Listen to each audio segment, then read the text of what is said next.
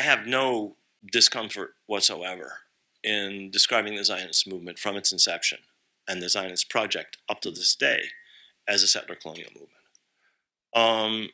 It's different from every other settler colonial movement. It's somewhat similar to some, but it is, by not only various yardsticks we can use, by its own self-description, for its first 40 to 50 years, a settler colonial movement. All the settlements established in Palestine, all the colonies, self-described, established in Palestine before 1948, are established by something called the Jewish Colonization Agency. That's not my association, JCA. It's not my description. That's their description. You read Herzl, you read Ben Gurion, you read Jabotinsky, the founder of the strain of Zionism that develops into Likud. They talk about this with no, in private at least, they talk about this with no qualms. We are a colonial settler movement. There is an indigenous population we have to move. That's what we have to do. Like others have done, we're going to, now remember, they're talking in the era of high colonialism. They're talking in an era where colonialism, colonization, settler colonialism are not in a bad odor, where they're fully accepted, where Britain and France are settler colonial powers, and Britain is protecting the Zionist movement. There's no shame in it. So in this aspect, I have no problems with this. And you can take it up to the present. I mean, look at what happens in the West Bank day in, day out. What is it but settler colonialism? Look at what happened to the land taken over by the state of Israel from 1948 until 1967. Look what happened to the Arab population. Look what happened to their rights. Look what happened to their property. Look what happened to the Jewish population. Look at how the two peoples were treated, the two groups were treated.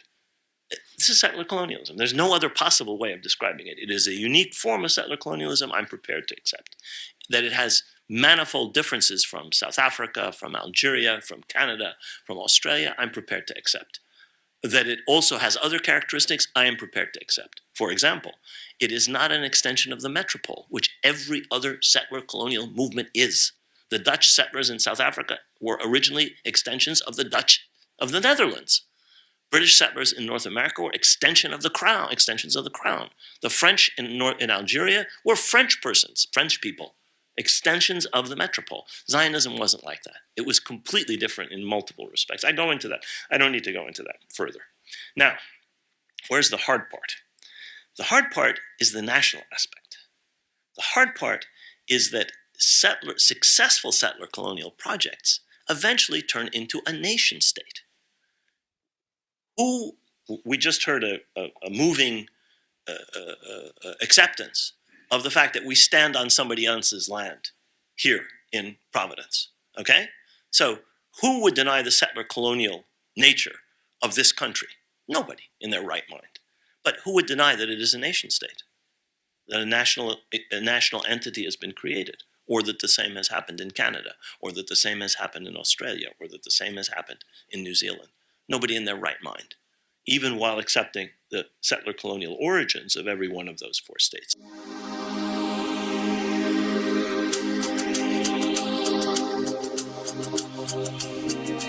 I think that language is very important. The way you frame a situation can affect your chances of changing it. And I think we, in the West, and not only in the West, we have been framing the situation in the West Bank and the Gaza Strip and inside Israel with the wrong dictionary, with the wrong words. For example, occupation always means a temporary situation.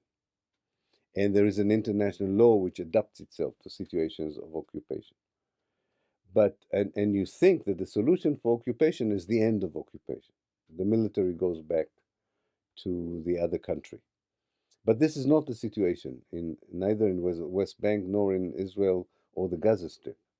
This is colonization. I suggest, although it sounds like an anachronistic term in the 21st century, I think we should understand that Israel is colonizing Palestine. Started colonizing it in the late 19th century, and it's still colonizing it today.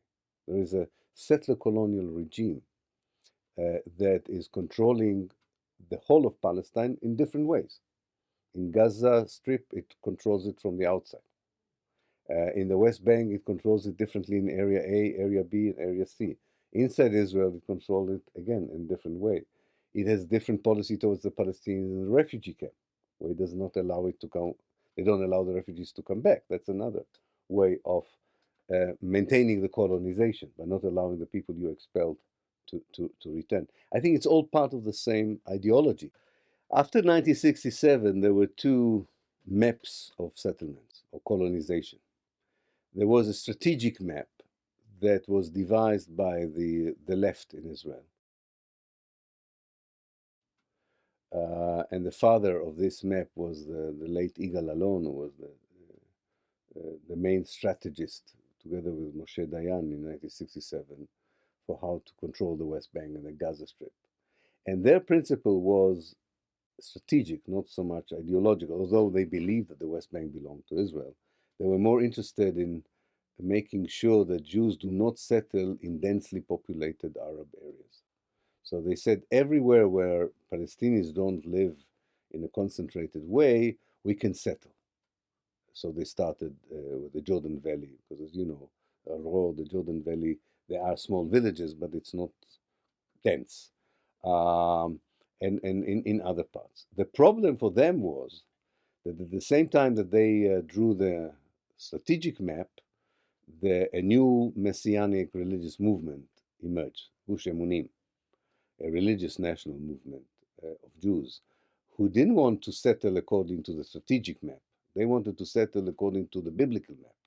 They had the idea that the Bible is a book that tells you exactly where were the ancient Jewish cities.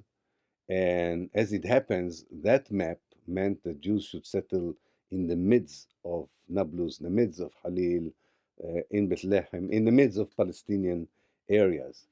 So at first, the government was trying to control this biblical settlement, if I can call it this way, and try to convince them just to settle strategically. But as several Israeli journalists have shown, it was Shimon Peres as a minister of defense who, in the early 70s, because of his rivalry with Rabin, who decided to allow also the biblical settlement. So now the Palestinians in the West Bank were exposed to two maps of colonization.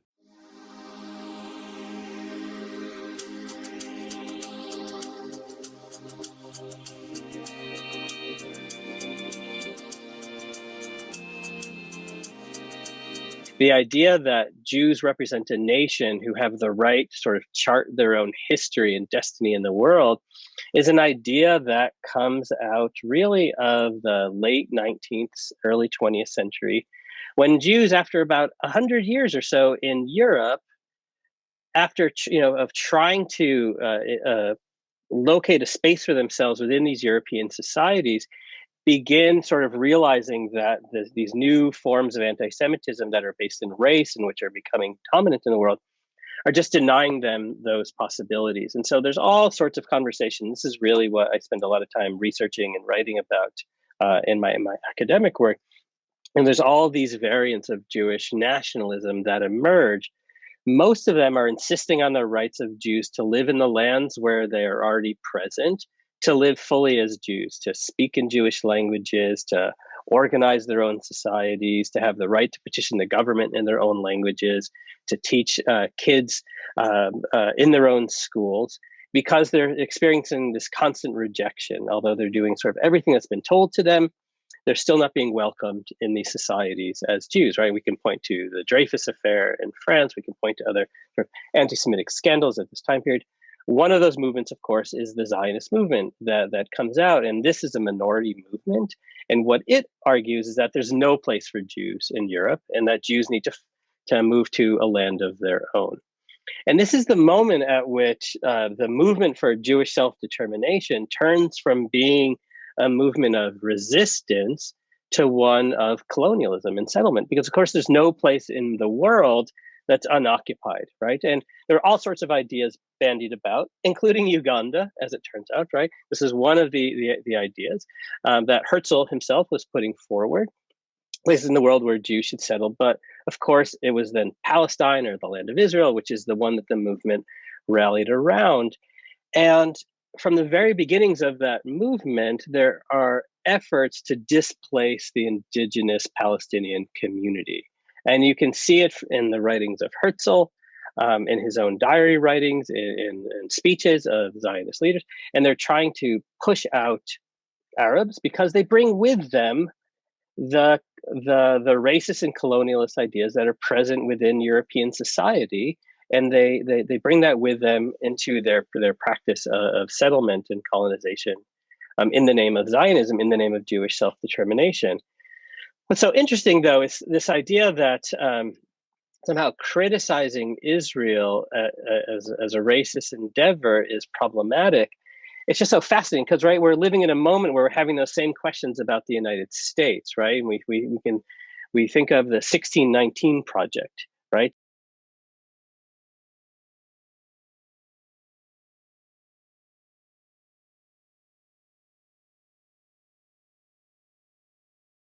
We think of the 1619 Project, right? And how, historians and many schools, both public and at the higher education level, are recognizing that the real founding of the United States was in the practice of slavery, and how racism is sort of imbued through and through American society. It's like we can have those conversations, and there's pushback against them, and there's debates against them, but there's no one saying you can't talk about it here in the United States. But why can't we have a 1948 project where we talk about what happened with Israel's founding? Like, the idea that we would even raise that conversation is now being marked as anti-Semitic, right? That we can never even have the conversation of talking about the founding of Israel as an inherently racist project. We can talk about it for the United States. We can talk about that with Canada as well, but somehow we can't talk about that with Israel, right? That's, again, goes back to this idea that Jews are an exceptional people, about whom we can only speak in sort of the most praiseworthy terms. And I got to say, as a Jew, I find this so disconcerting, right? Because what that means is we can't engage in what is the most sort of necessary practice for any sort of group of people who want to kind of keep moving forward, and that's that of self-criticism, right? Self-examination, where we have to be able to interrogate our own histories, interrogate our own practices, in order to sort of move forward and to create a society that's based upon universal principles of justice and freedom and equality. So.